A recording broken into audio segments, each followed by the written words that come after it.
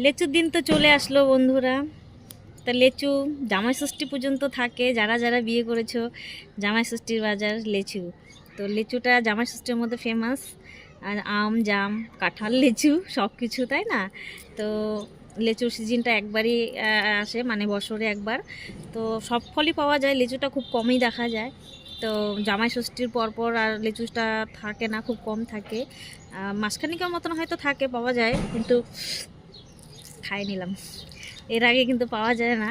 তো যাই হোক, আমার লেচু দেখলে সেই হ্যাপি লাগে, আমার ফেভারিট বলতে পারো। আমি প্রচুর প্রচুর ভালোবাসি। তো তোমরা কারা কারা ভালোবাসো আমার মতো? সেই টেস্ট, বুঝছো? আর এটা কিসের বলো তো? এটা আমি কিনি নাই, এটা গাছের গাছের লেচু।